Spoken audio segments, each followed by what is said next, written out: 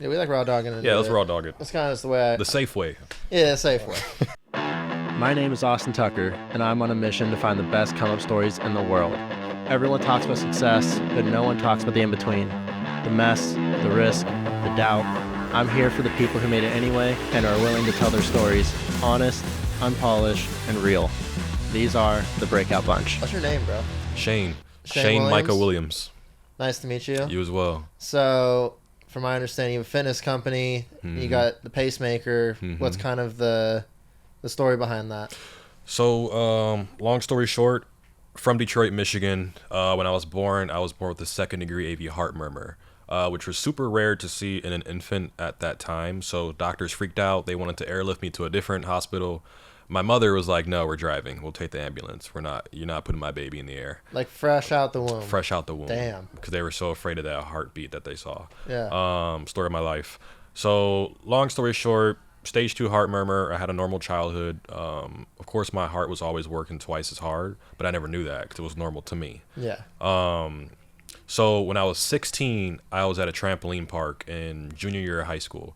I came down and popped my knee out of my socket. So I tore my ACL, LCL, MCL, and PCL. Bro, on one move? Exactly. I didn't even know there was that many LCLs. I thought it was ACL I thought it was and MCL. ACL. Yeah, that's it. So partial MCL and PCL. 3 surgeries. What are the other ones? Are the sides or something?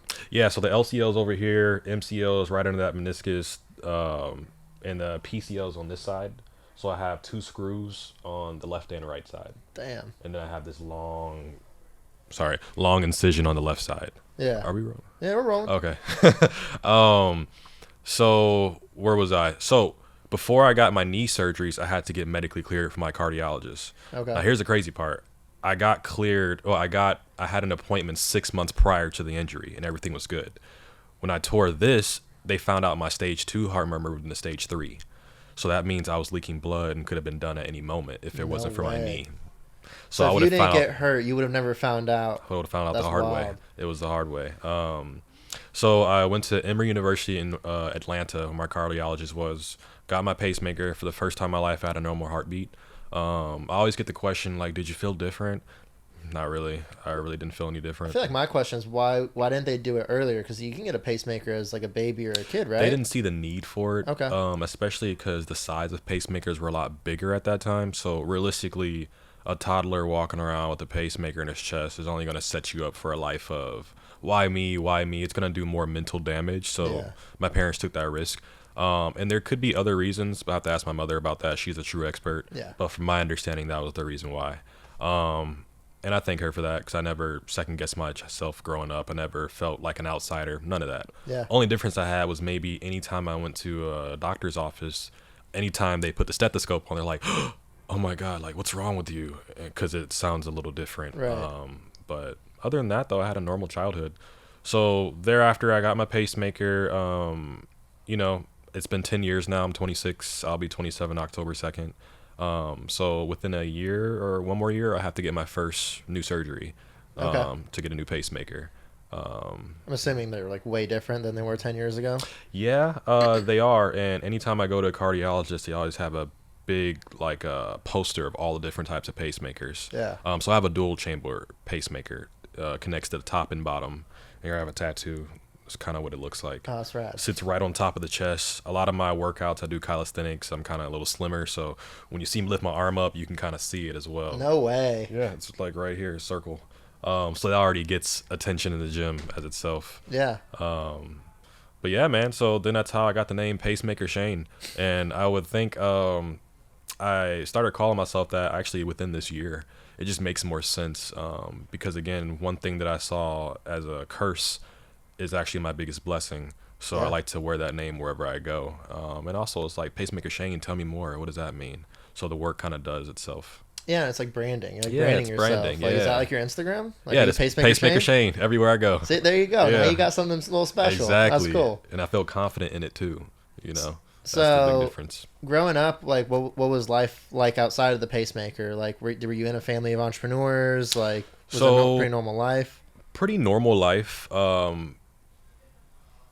Definitely moved a lot for sure. I never really was. Once my parents got a divorce when I was in 8th grade, then I kind of understood how much I moved a lot. Mm-hmm. But before that, I always had a big sense of family. So I never really felt like, oh, we're moving again. Yeah. You know, not until after divorce, you know, the moving happened a lot more. But it was pretty normal up until that point, though. Played the violin, ran track, very healthy, very athletic. I was an outdoors boy, so you find me in the pond somewhere, Michigan, no shoes on. But yeah, super normal. And then where I moved from recently was Charlotte, North Carolina. Okay. So I went to school there, and the reason for me leaving North Carolina afterwards, I kind of just ended up there because of my parents. I never chose to. So for the first time I ever moved to California, that was the first time I moved for myself and for like my own personal. That's like, a big move. It's a huge move, but I was so used to it, it wasn't that big of a transition. And also because I have my brother out here as well. Yeah. Well, even just like the weather, granted. So Yeah. I did the opposite of you. I went from California to Boston. And, you know, it was really cool at first, like new environment, snow, Yeah. cold, like, you know, different type of people. Yeah. But then like year 2 came around, I was like, fuck, man, this snow shit. That's how I feel about the heat, man. The heat, it's like 75. Over here, and because I live in the valley, so it's like Okay. 90s and 100 every day. Yeah. And it definitely takes its toll on you, because I grew up enjoying all 4 seasons, but also I'm an October's baby, so I love the fall. I mean, Yeah. who doesn't love the fall? I didn't know. realize what fall was until I got Yeah. out to the East Coast, and I was like, Exactly. oh. Out here, the closest you'll get is some pumpkins. Yeah, and you pumpkin might get spice. some red leaves. Yeah, but like, it's just not, a couple, and it's a it's whole not like different it. vibe. But the driving in snow, it definitely takes its toll on you, though. Yeah, well, and like it's humid as hell. Yeah. So like I remember there'd be days like I would fly back, Mm-hmm. and like Boston would be like 45 degrees. Yeah. But I'm like, this is nice. Like I'm wearing a t-shirt. Yeah. And you get here, it's like 65, but it's cloudy. And I'm like, Yeah. it's cold as hell. Exactly. Isn't that It weird? doesn't make any sense. It's super but weird. Regardless, that was a big move. Did you already have your company at the time? No, And so that was when I first moved out here. I worked at Equinox Gym. love that And job. yeah, I like I'm more of a Lifetime guy now, but Yeah. See, that's better actually for the pockets too. Yeah, But, but you know, that gym did a great job of teaching me all the ins and outs, especially from a professional standpoint, what makes a professional personal trainer. Mm-hmm. Because I had the look already and all that stuff, and that was cool, but that's not going to get me business. Right. You also have to know what you're talking about. But because I've been through so much stuff physically, it kind of came naturally to me. So I think the only thing that I struggled with mostly was just connecting to my clients. You know, like I don't want to just be this stale little guy who teaches you how to curl yeah. dumbbells. Like, let me incorporate my story so I can become more relatable to my audience. And once you become relatable, you break that barrier with them, and they become more relatable, and they build that trust with them. Or they And feel like then- they know you. Yeah, they feel You're like they not know just you. the guy who Yeah. knows how to lift the 'Cause dumbbell. yeah, when you go to a doctor's office, you're like uncomfortable, kind of the lights, it's uncomfortable. This guy might tell you something crazy, you know. But if you take the time to talk to the person you want something out of, or vice versa, you get more effort out of them. It Right. makes your job a lot easier. Well, it just creates loyalty. Yeah. And then also like that familiarity. Yeah, It's almost like, well, shit, like I don't want to go find someone else. Like I like this guy. exactly. I like Pacemaker Shane. Exactly. See, he's only one of them. Exactly. So, I mean, are pacemakers common? Like, do you run into that They're often? more common in the older ages. The younger Okay. ages, not at all. And the crazy part is the most people that I've met with pacemakers around my age, I met through social media. Yeah. And if it wasn't for me putting that video out there, whatever video it was, I would have never met these people. So that's when I kind of wanted to take the spotlight and like, okay, let me be the spokesperson for this. You know, like even under some of my videos, there's so many people who are talking with health conditions, but specifically heart conditions, that never knew about each other unless this video was made. So now I'm like, okay, well, how can I turn this into something bigger than just training? So, like, you're making these videos while working at Equinox. Like, you haven't So I started don't work your there company yet. Yeah, so that's kind of more now. Yeah. So before I took my business outside of Equinox because, you know, money purposes, obviously we live in LA, you know, so Yeah. working for someone takes its toll. But the knowledge I got from that, you know, just like North Carolina, once I got all I could get from that place, it's time to go. Right. I'm not someone who's just going to stay there and just waste time. Like, let me move now. Like, and I think in life, sometimes we're afraid of taking a step before we see that stare because it's scary. You don't know what lies on the other side, but that could be what's waiting for you. You know, Right. it's all about who wants it bad enough. So that led me here. So now everything is starting to make sense, all because I took a risk. So, when did you move here? 2.5 years ago now. Okay. 3 years, 2.5 years to be exact. So, you got here, you were still personal training But so I became privately? a personal trainer as soon as I got here. Okay. Before, I was just kind of wasting time in life. Okay. But as soon as I got here, I was like, let me put my foot on the gas. And especially because of my brother, he's made it very well off. And, you know, it was a little pressuring being around so much success and like, oh, what do I have to show for it? But again, this is someone who has been taking the time to teach me, and his family. He's not going to gatekeep anything. Right. So I was like, let me not make it about me. Let me make it for the people who I want to help. And I can't help them if I can't help myself. You know, so I think once I started to learn how to accept help and listen, everything just kind of started working out for itself. Yeah, I mean, you're still young too. Like, Yeah, 26. Yeah, I keep getting told I'm young, but you know. I don't know. I feel the same way. I mean, I'm 28. I'm not. Yeah, and you're doing I your just turned thing. 28. Yeah. So, when's your birthday? July 30th. July 30th. Okay. Oh yeah. Yeah. So like it just happened, but like everyone, like I feel old and young at the same time. I don't know. It's a good feeling though. It is. Because it's like you know for a fact you possess knowledge, but also Yeah. you know you're not like a chicken with its head cut off. Exactly. Like most of our age group. You know, Yeah. you're doing something, you have something to show for it too. And that's like the whole purpose I wanted to get out here is like, one, you can do shit. Like, you know, it's for one, it's not too late. Yeah. Like, you know, you can start at 24, 26, Yeah. 30, whatever. But also like you don't need to be stuck in like some BS job thinking No, that not at all. 100 grand's enough money to live, because like it's just not. It's never enough. First off, you know, but if Especially you're not here. happy, not at Bro, all. 100 100 is grand? 70 here. 60, 100 is 70 and Yeah. rent costs 70. Exactly. So, kids, like, Oh, so I gotta you can't move to a even different think about country that. for kids. Yeah, right. But No, yeah, but like that's exactly. like kind of the goal is just getting people to take that step. Yeah. You know, even if it's not the step that's going to take you like to that level you want to be at. Yeah. It's the step that like might teach you something to get you closer. Exactly. You know, you can't do anything without risk. Exactly. There's no reward, and nobody's gonna make you do it. Like at the end of the day, people have things they care about in their own life. You know. I mean, if anything, most people will try to hold you back because they don't want to see you succeed. Exactly. Like what? Projecting. So on that topic, like, what's your support system like? Like when you wanted to go out and start your brand and everything, like did you have people backing you, or people kind of? It was a little unclear for some people what it is that I wanted to do. I've heard a lot of no's, but I accepted it because what you have to understand is that I'm done trying to explain my story to people. It's not their story to understand. Yeah. So it's okay if you don't understand. It's not yours. You probably might explain yours, and I might not understand either, and that's the beauty of it, and that's what makes you unique. So people usually like to latch on when they start seeing the energy shift in you. Like, oh, this guy is so much happier. He has something to show for it. What's he doing? I explained it to you 2 years ago. You didn't understand. Yeah. But now that I have something to show for it, people just naturally gravitate towards you. And I don't see it as a negative thing. Like, oh, you know, you weren't there when I started. Like, you were just being human, you know. And once you accept what a human is, you stop letting people under your skin so easily. You know, again, like the last guy I was talking to, talk to the Jesus in people. You know, like, forget what they're doing. Like, I can hate the act that they're doing, but when you speak to people, speak with patience. Right. Because at some point you didn't understand something, and you wanted somebody to be a little more patient with you, even though you're probably a knucklehead. Yeah. And I was that guy 100 times when I had great advice and didn't listen. You know, so going forward, I want to be that person who's patient with people, because a better community is a better community for you to live in. No, I love that. And if you're like, the better community is going to help support you Exactly. better. You know, they're Exactly. the energy is both ways. Yeah, you know, I didn't want to keep using the word I. You know, it's not just about I anymore. It's bigger than me. It's bigger than us. Yeah. You know, and one person can do a lot in the world. It's just about who wants to act on it. Yeah. You know. So, okay, so kind of backtrack a little bit. So you came here, you started personal training, and then what progressed from there? Were you doing that privately?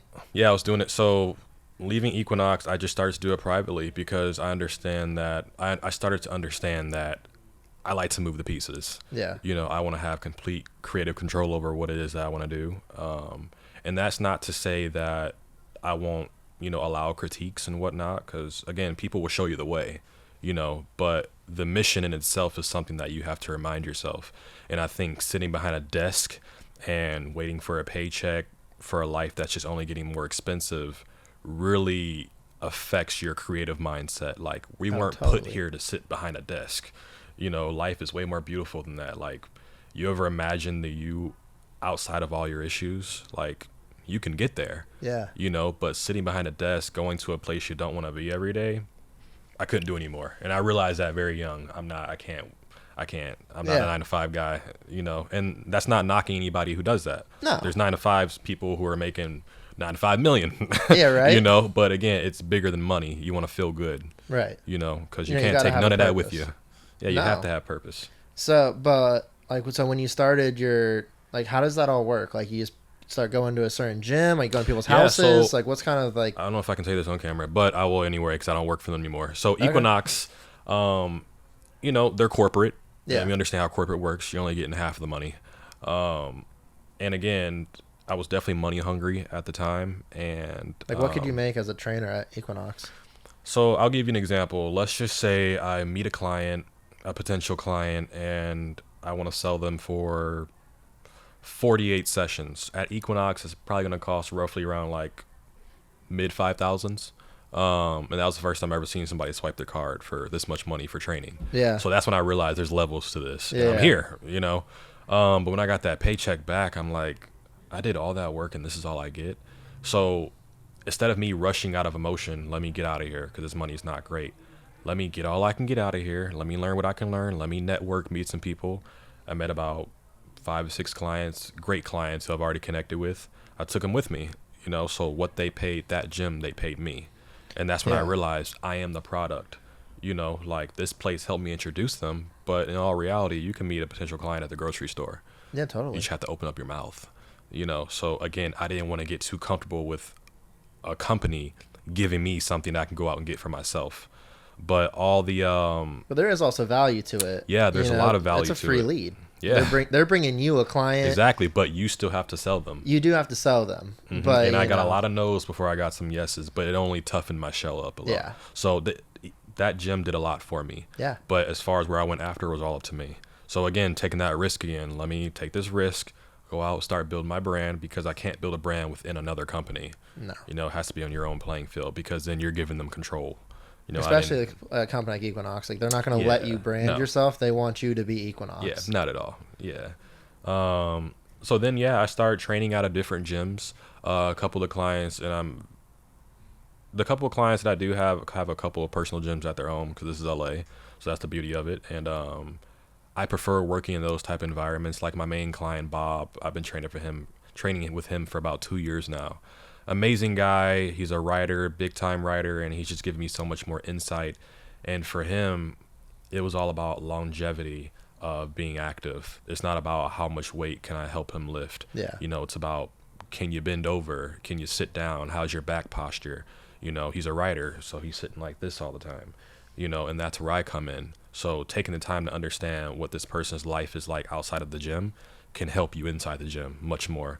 Because a lot of your physique and your aesthetic and your health is going to be what you do outside the gym. Right. You can have a great workout, but as soon as you leave here, you're going to eat 2 cheeseburgers and have a whiskey. It's like, that was a waste of time. Yeah. You know, so that's where I come in. And a lot of our workouts take place at the beach, you know, and moving from a place like Detroit growing up, training at the beach was like, whoa, I can drive to the beach. Like, yeah, we just have lakes there. You know, Nothing. so literally nothing. So I'm like, I will say those lakes are actually they're quite very pretty. nice. Like, but I putting your didn't feet realize... in sand is like a different story for me. Yeah, and it's the fact you can do it year round. Yeah, exactly. Like I went to I think it was Lake St. Clair in like October. Yeah. And I was like, wait, you can go like swimming here and shit. Like this is kind of cool. In but October. like that's only in October, September, or whatever. Like it's not a year. Michigan round in thing. October, you're snuggled up. You know, it's cold. So again, taking and I had to learn how to bring more value to my business, especially if you want more moolah, but also just for people to see the value in you, you have to change your business sometimes. Right. So it has to be bigger than just let's meet up at the gym on Tuesday.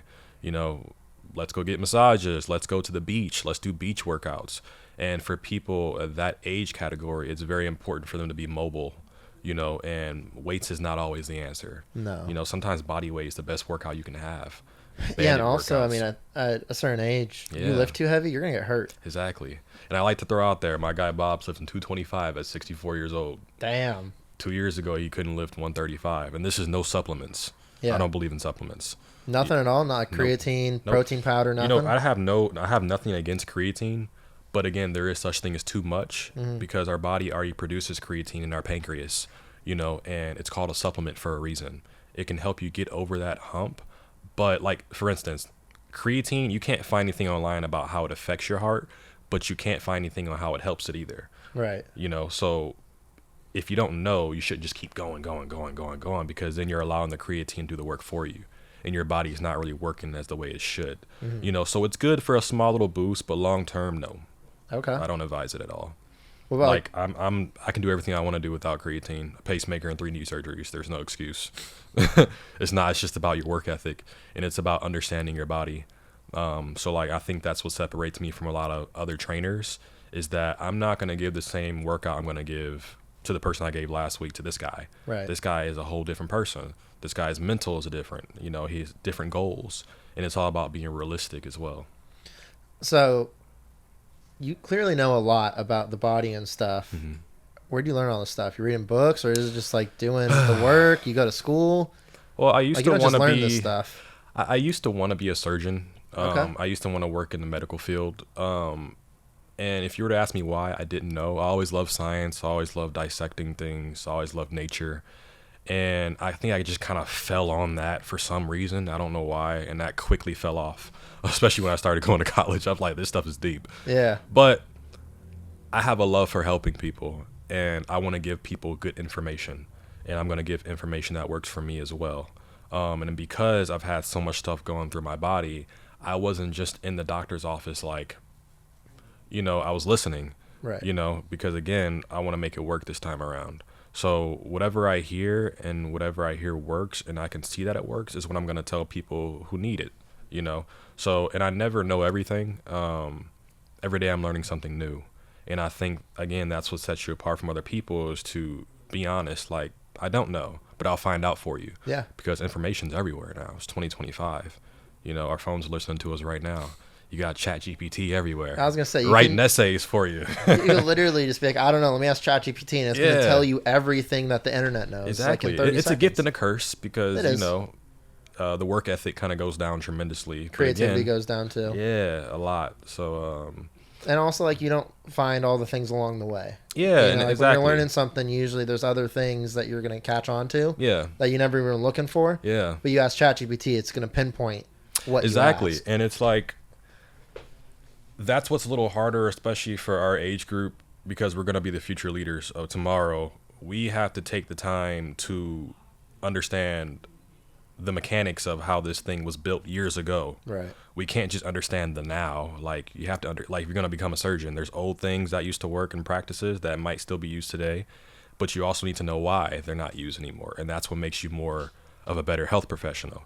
You know, and I think now it's like we're so focused on getting the quick answer, we don't know how any of this stuff works. When technology fails, then what? You know? Now we're screwed. We're screwed. Our entire system runs on technology. Exactly. So I don't want to be that guy. No. You know, when the lights go out, can you start a fire? The hard thing, though, too, is if you fall behind on it, like, you can fall behind really quickly. So that's when you realize if you really care or if you don't. Because people who don't care, you'll see them fall off in an instant. Right. You know. So, are most of your clients now, do they have pacemakers? I know that's like no, none of them. Okay. So it's just my clientele group really was just older individuals. But again, something like what I have really is relatable to everyone, indirectly or directly. So that kind of opened up the door for me to be able to talk to anyone. And I think living in California is the most vocal I've been, because it's the most hungriest I've been. So I've been able to realize that I can relate to any category of age group. So they kind of range from all over the place now. 20s, 30s, 40s, 50s, 60s, 70s. How many clients do you have now? I can't say on camera, okay, but it's definitely well over 10. Yeah. Gotcha. So a lot of them are online clients. A lot of them are in person. And that, I would say, has been the tricky part living in LA, because getting somewhere could be an hour in itself. You only got 24 hours in the day, and you also have to keep in mind people's schedules and whatnot, and you also have to keep in mind your own health. You know, like, what am I going to be like after this day is over? So when I first got here, I was working from 4 a.m. to like 10 p.m. and driving all day, and that took a toll on myself. So I had to take a step back, cut a couple people loose, you know, and realize that I got to take care of myself. I want to take care of other people, but also remind myself, what's the goal? Like, what's the vision? Like, do I just want to be a personal trainer, or do I want to be a spokesman for the people who are going through things? and here's living proof that you can get through anything. Right. So that's kind of where I'm in now, and that's where Pacemaker started to become, Pacemaker Shane started to kind of form. It was always kind of in the works, but now I'm like, okay, let me put my foot on the gas, because this story right here, everybody can relate to, and I'm starting to see it now. So I'm like, let me focus on that. So when I wake up early in the morning, it's not like, it's 5, I gotta get up. Now it's like, no, I have a mission. Yeah. Nobody's making me get up for nothing. Like, I want it. And how are you getting like your mission, statement, whatever out? Like, is it a lot of social media? A lot of social media. Okay.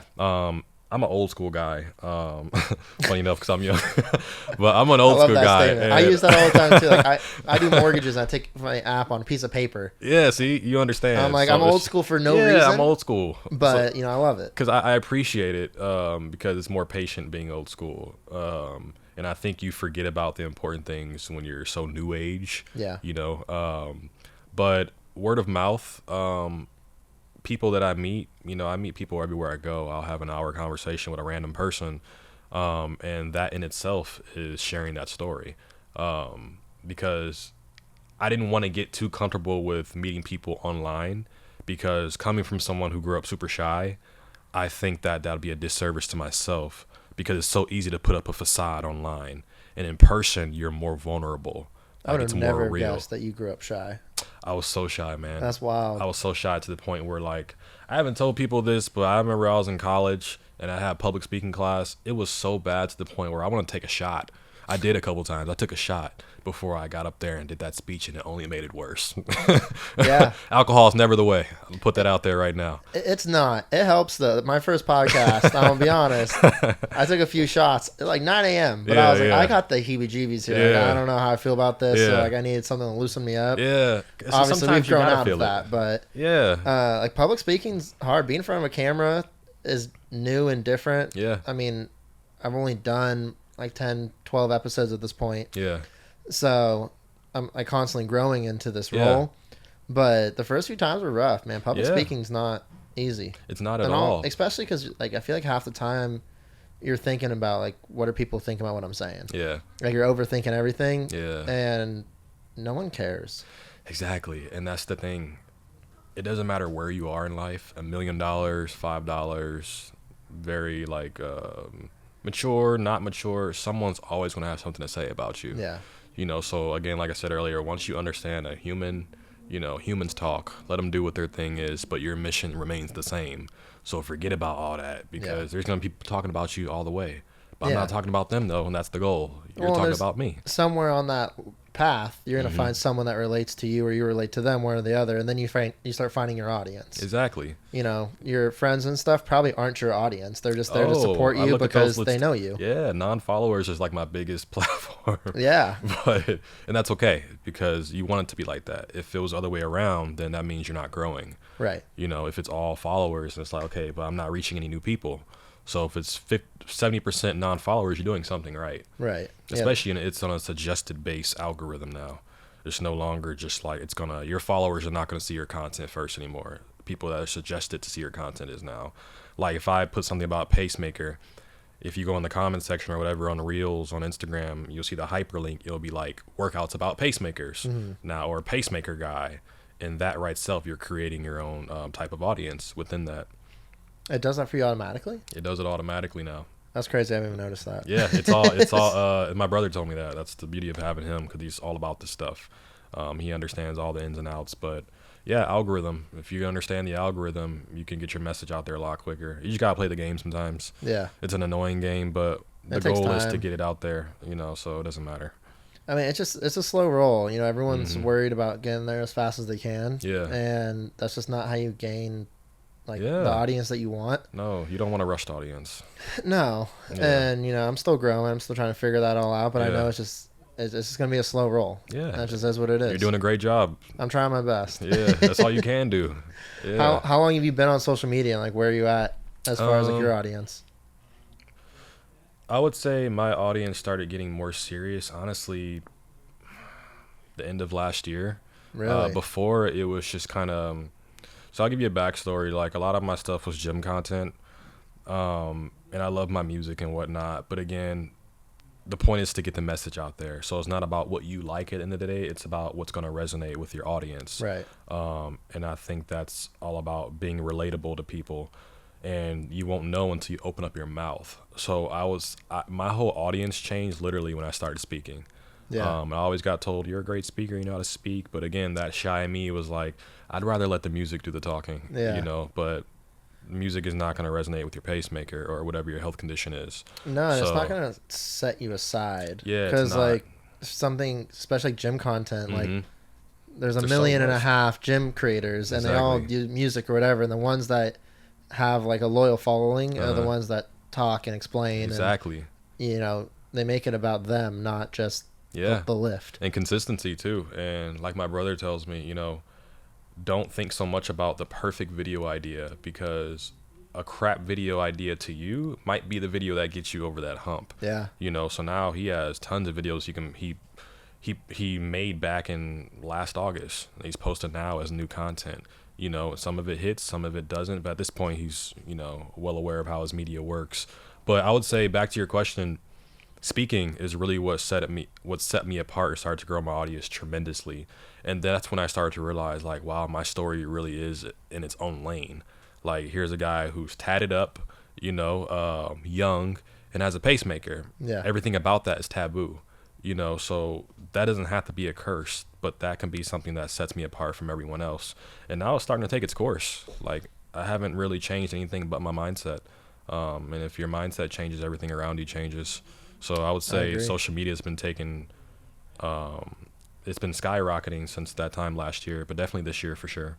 Well, it's funny you bring up the tattoo stuff, because obviously I have some myself. And I feel like everyone's worried, like, what happens if someone doesn't want to work with you because you're tattoos? But nowadays they're it's lost. Like, yeah. But nowadays, like, it's so common. Like, yeah, it is common. I don't know many people that don't have tattoos anymore. Yeah, and I love that too, because I wanted to get away from that, and that was that whole 9-to-5 mindset talking. Yeah. Like, nobody's gonna work with you because you have tattoos. I'm like, okay, well, I don't want to do that anyway. Like, that has nothing to do with my purpose, you know. And my body's my canvas, and I love myself, and it's not up to somebody else, you know, how I treat myself. But that's never held me back at all. No, I actually think it helps a little bit, because people are very much interested in them, and also, like, it's a form of expressing yourself. Yeah, and I think it's also about how you carry yourself too. Yeah. Some people, like my dad says, don't let the suit wear you. You wear the suit. So same thing like the tattoos. I'm not gonna let my tattoos speak for myself. Like, no, I'm still here. You know, that's just what you see. But when I open up my mouth, people are like, wow, you're so educated. You know, I hear that all the time, and I love it too. You know, because again, I love to be taboo. Yeah. But it's just because I'm being myself. I'm not trying to be taboo. It's just we don't see enough of this, especially in our category, because someone else everyone's trying to be like someone else, and they forget to be the person that they are. That kind of defeats the whole purpose of life. Like, you spend your whole life trying to be someone else. They're already living their life. They're not trying to be like you. You know, like, there's so many people on this earth, but you're still unique. Yeah. You might have a doppelganger somewhere, but like, there's only you. You're the only person who ever tell your story. Yeah. And that's the beauty of it. So I wanted to take it and run with it. It is interesting though how many people's stories are very similar. Yeah. There's actually been a couple people on this show where I've been like, I had the same exact thing happen. Yeah. Like, we had our whole life was almost exactly the same. One of my buddies, Nick, who I interviewed, I knew nothing about him until he came in. Mm-hmm. We grew up in the same neighborhood. Wow. We both had the same like family history as far as medical stuff. Yeah. We both had the same friends. I was like, how did we never meet? I met him like 6 months ago. And it makes you think, it's like, if I wouldn't have made this decision today, we would have never been in this room, like you and the guy, you know? So it kind of puts a light on, like, let me be more meaningful with my intentions of what I do. Like, let me take more risks, because you never know. What was your what was your medical stuff? I'm on high colon cancer. Oh, okay. And my buddy, his mom also had colon cancer. So both of us at 28 have both had to go get colonoscopies. Yeah. Just super rare. Yeah. Luckily, both of us don't have anything, but like, you know, you're supposed to get checked early if parents had it, and it's such a big problem nowadays. Yeah. Like, there's a large amount of like people in their 20s and 30s with colon cancer now, and typically you weren't supposed to get checked till you're like 50. Yeah. So, but like, if you have it at 20 and 30 and you don't get checked till you're 50, you're probably already dead. Yeah. Like it goes fast. Really fast. And I think it comes down to like our food and stuff. Like, oh man, don't get me started on the food. I did an international trip to Japan, and I was like, wait, the food here is so much better. Like I don't feel like crap every day. Like I can eat multiple times a day and not feel like sluggish. Yeah. Our food here is just horrible, and I don't know what. It's probably never going to change. So we're too capitalistic. It's not. Are too worried about the bottom line. Yeah, and you're right. And I think if you tire out a society and a community, they're always going to relate back to what's easiest. Yeah. And that's McDonald's, that's Chick-fil-A. Every once in a while, it's okay. But again, to live off that stuff, you were never meant to do that. So that's why we have all these diseases and stuff we have to get checked up for, because look at what we're putting in. Yeah. Like it's really simple. If you think about having a plant, you're not going to water the plant with Coke and Gatorade and all this stuff. Like it's simply water, and it's going to grow. And then you see how long these trees last. All they take is water and sunlight. Yeah. So think of a human body. Why do we make it so complicated? You know, because I think we're lazy now. You know, we're tired out by politics. We're tired out by Instagram, all this stuff. The last thing you want to do is go home and cook. You know, like that's not even a thing that much anymore. Like a lot of people don't cook. You know, because we're like, I'd rather go get it made for me already. Or DoorDash. The crazy thing, though, is I was talking to someone about this yesterday on the show. Chick-fil-A is now almost as expensive, or is as expensive as going to a sit-down restaurant and ordering something that's going to be a higher quality. Exactly. Which makes no sense to me, but... not at all. It's weird how it's all happening. And like even like everything we have is just so expensive that it doesn't make sense to do anything fast anymore. It doesn't. I was at the store the other day. I couldn't find deodorant under $7. And I'm like, I guess I'll stink today because this is insane, man. Toothpaste and all. But again, don't fall into the trap of worrying so much about that, because there is someone higher who's looking out for you. And as long as you do your part and try your best, I think everything's supposed to happen the way it's supposed to. Yeah. That's how they get you. You know, they want you to worry. They want you to get drowned out by all this stuff. They want you to live in fear, you know, because when you live like that, that creative mindset of yours is very low, and you can't introduce anything into society. So that gives the people who are already running society more leeway, because everybody else is tired. They can go to Whole Foods every day. You know, I go to Whole Foods like it's Six Flags. Yeah, Whole Foods is the trap. You go in there for like one or two things. Next thing you know, you got all the snacks in the world. And it's $500. Yeah, it's expensive. Yeah. And you didn't even get what you needed. And it's unfortunate because all that stuff, it's a lot of great quality stuff in there. Yeah. But why do I have to go broke over that? You know? It's good quality, but even then, it's still lesser quality than anywhere else in the world. Yeah. Which is wild. Isn't that crazy? You can't even get some, like the best stuff still isn't even good. You're right. You're right about that. Anyways, and only a certain few people are going to see that too. Yeah, I feel like it really takes exploring to figure that out. Traveling. This takes the traveling, and just trying to eat better. Like, I'm not the best example of it. Like, I love a good California burrito or a burger or something. Yeah. I need to change that. As long as you're aware that there is a difference. I go through phases. Like, I'll go like super hard at the gym for like 6-8 months, start seeing some results, and I'll just do like lean food all the time. Yeah. And then I kind of fall off the bandwagon for a little bit, and then I'm like, damn, I'm getting fat again. It's time to go restart. It's a lifestyle for sure. Yeah. And I think that's where it comes down to just being realistic with yourself. I think that it's important how you start off that new fitness journey, because sometimes people get thrown into it and it's like so much and it's overwhelming, and you ask yourself, how long can I keep this lifestyle that I just adopted this year? Yeah. You know, so a gradual transition is super important because you want it to last. Like, what's the point of doing all that work just to go back to what you were doing? Because you're only getting older and your body is not going to be as strong as it was before to fight off all that stuff going on inside. You know, so the more you understand and love your body, the more changes you'll make to it, because nobody cares at the end of the day. Yeah. You have to care. Even with doctors' offices, you're only going to hear half the truth. But that's another whole topic. Yeah, we don't love the doctor. Yeah. So as far as your journey now, so you've been doing like your actual like business you have now for like what, like a year and a half? I would say like realistically, super serious, 1 year. Okay. Yeah. And what's the goal? The goal is to be the face of the company that made my pacemaker, Medtronic. I think, you know, having someone who looks like me, and being able to do the things that I can do, especially physically, but also have a machine in my chest, and that's how I'm walking around today, is crazy in itself. So I think sometimes people need to see that, especially in our age category, for sure, because we wait till it's too late, like you said before. Wait till it's too late to get help. You know, we're afraid to go to the doctors, we're afraid to take that step, and we just simply don't care. So if you see someone young in our age category taking it seriously, it inspires you, because a lot of people just go with the trend. They care about what's cool, and right now what's cool is living long, you know, because you're doing all this hard work for what? To die in your 50s and 60s? And that's not to say some people just die because of natural cause, nothing you can do about it. But we should be doing everything that we can do to prolong our life. You want to be there for your children, you want to be there for their children. That's why the people in Japan and all these other places, they're living to 100 like it's nothing. It's crazy. And they're still able to have a full conversation. They're not like laying on their deathbed. Like, and they're still smoking cigarettes too, which is even crazier. And imagine if they weren't. Yeah. But it goes to show like their lifestyle, even if they're doing some stuff unhealthy, is just better. Like they care about their health a lot more than Americans do. Yeah, for sure. And they don't have to see all this Chick-fil-A and all. Like, it's just a trap. Yeah. It's a trap. And but yeah, so I think the further I go with my journey, the more the message is clear for me, what it is that I'm supposed to be doing. So I stopped sitting at home just waiting for that bright idea. I just started to live.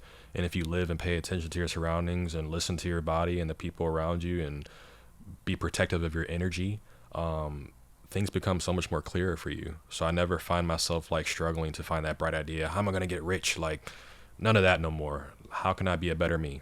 Is money even it's not even a thing? You don't even care? You like if it comes, it comes? Because you can't take none of that with you, bro. Like no. it comes and it goes again, and money is the value that we give it, you know, and a great conversation like what we're having right now, it costs nothing. Right. You know, and that's more valuable. You go buy something, you lose interest in it 5-10 minutes later. You go buy a nice shirt, you know, you can only wear it so many times, and it's like, okay, it doesn't have the same value that it once had. Right. But that conversation will, traveling will, seeing some of the places you never thought existed will, you know, like I can have a plain white t-shirt, some jeans, and I'm good for the rest of my life, you know, because I want to be able to help people as well. You can't help people just thinking about yourself all the time. So I think that's where I say things are a trap, because these traps, you're only thinking about you, but you're never thinking about how to help the person next to you. And if that person's good next to you, then I feel like you've done your job. Right. You know, so I think my whole mind has been shifted as far as being selfish, because I was very selfish before, and sometimes I wasn't selfish enough, but selfish to the point where I think that I can't help the community. Like, no, you don't have to be rich to help the community, because I feel like once you get rich, you never help the community. No, it's all about, let me give a couple $1 million to a charity so I look good, but how are you actually impacting people's lives? Right. So my second chance is what I want to give to people. That's powerful. Thanks, man.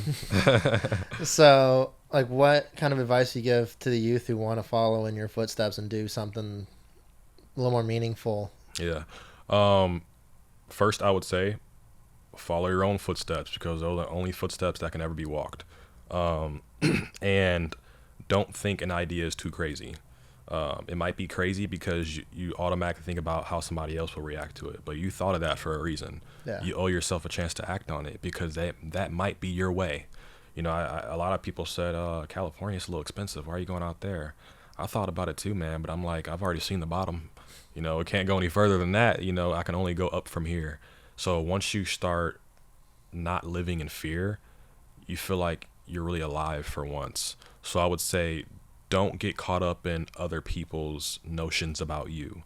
Like, do what you want to do, because tomorrow's not promised. And I would hate for you to leave the world not seeing through your vision. Yeah. You stopped your vision because what somebody else saw for you, like, that's theirs. You know, do your own thing, man. Like, you owe it to yourself, you know? Yeah, and I feel like, you know, a lot of people who are in the position of, like, we've kind of made it and solidified our positions here. Yeah. It's easy to say stop living in fear. Yeah. But, like, how does that, like, really happen? Like, how do you do that? Like, you kind of just you have jumped. to, in some way, shape, or form, see the bottom. You have to know what it looks like. You have to feel it. Yeah. Because if you feel it, you know what it feels like, and you're not afraid of what it could feel like. You already felt it, you know? So, that was it? All right, well, let me get back to work. Now I'm not thinking about that in the back of my head. Let me just keep going. And some people are lucky and never have to feel it, you know, and that's totally okay. But for those people, help people. You know, you should want to see your brother or sister, metaphorically, get to the place you are. Like, I would love for everybody to feel what I feel right now, but there's levels to it. I didn't feel this way all the time. You know, life happened, and I accepted it. Like, don't run away from life, because it's going to follow you, you know. Well, the struggles are inevitable. Yeah, it's kind of what makes you you. And, like, you got to go through it, otherwise you won't be appreciative of all the things that got you to where you are. Exactly. So it's just like, we can't live there's no perfect world. You know, it's all about your issues are specifically for you, and I feel like they're specifically for you because those issues are going to define who you are, you know, after this. Like, where you are is not all you are, but imagine the you after all these issues, you know, that you may have. Like, you ever thought, like, sat down in a chair one day, it's like, I got this going on, and it's just so much. But imagine the you after all that. Yeah. You know, nobody else can do that for you but you. You know, you can sit back and complain, why me? But we can each go down the list about all the stuff we're going through. And that's what makes us relatable. Right. Yeah, we're all going through something. We're all going through something, man. So that's why when I talk to people, I'm like, okay, they may have said that, but I understand. Yeah. They're going through something. It has nothing to do with me. Don't make it personal. Even though they made it personal, don't make it personal. Well, and it's always something to somebody, too. Like, just because it's like, you know, that person has money, like, they don't understand. Like, you know, it's just a different level of it's just a different struggle. level, man. Like, it's all relative. Yeah, it's all relative. Exactly. Yeah. Well, this was great. Yeah, I appreciate you, man. Great conversation, man. I love talking to people in the same age group. Yeah, like, that's it's refreshing. where I originally wanted to start this off, was doing just young people, and I'm going to be honest, I got really hard really quick. Yeah. Like, you can't just niche so hard into the youth. Yeah. But, you know, people in our age group or older, we can all talk to the youth. Yeah, exactly. So that's kind of, you know, the way I started going. But yeah, love your story. Appreciate it. Be stoked to see where you're at in a couple of years. Maybe we run it back. And of course, man. We're locked in. Yeah, 100%. Yeah. And, you know, maybe we start working out a little bit. I need to get back into it, let's do it, man. Let's do it. I'm about to go do some push-ups in the parking lot as soon as I leave here, just for no reason. I'll come do it with you. Let's do it. All right. Fuck it. All right. How can people support you, bro? All right. So all my social medias are the same. Pacemaker Shane. PACEMAKER CHENE. Follow me anywhere. All right. Cool. Yeah. It was a pleasure, man. Of course, man. Thank you for having me on the show. To everyone who made it to the end, I appreciate you and all the support you've given so far. Stay tuned for weekly episodes. And if you know anyone who might be a good candidate for the show, please drop it in the comments below or shoot me a DM.